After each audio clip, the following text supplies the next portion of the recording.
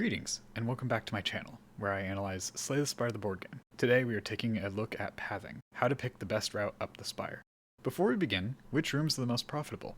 Obviously, elites provide the strongest boon upon a success, granting at minimum 2 gold, a relic, and a card gain, and at most 3 gold, a relic, and an upgraded card gain. Treasures. Of course, treasures are fabulous, but you only ever get the one here in Act 1.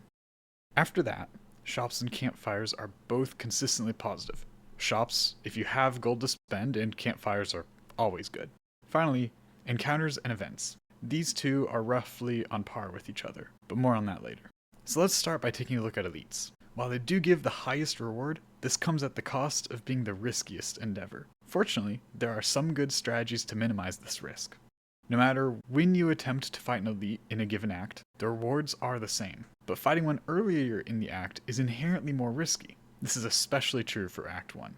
Therefore, you should prioritize fighting them in the second half of each act. This doesn't mean that you should never fight one in the first half, it just means that you should use caution and maybe plan for a campfire to rest at soon after. This is doubly true for the fire elite. Also, the fire elite tile replaces a regular enemy, one of the less profitable room types, so there is no hurry to take it down, but it is best to fight it when it means you can face off against an additional elite in that act.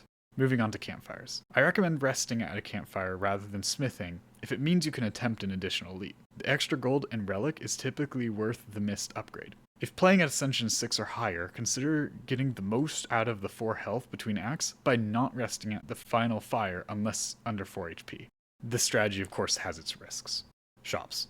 The more loaded you are with gold, the more efficient the shopping. I recommend hitting a shop when around 10 or more gold per player. This is enough to buy one remove and a cheap relic or favorite rare card in the case a gold ticket comes up. Nothing feels worse than having to skip a rare card central to your strategy because you were broke when it came up in a shop. More than 10 gold is always better naturally.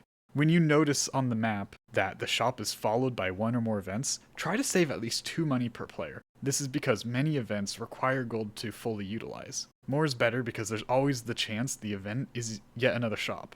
Events and encounters. On average, events are the more rewarding room type of the two, but also the less consistent. In the scenario that you are broke or trying to accumulate gold leading up to a shop, prioritizing encounters is likely wise.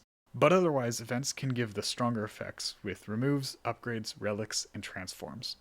Final note on obtaining the keys.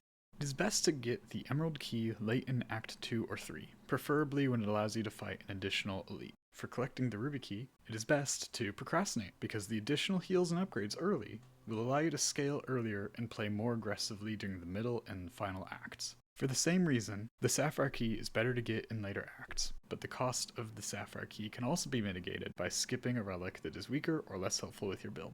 This mitigation becomes less effective with more players, as it becomes increasingly likely that at least one of the relics is good for at least one of the players.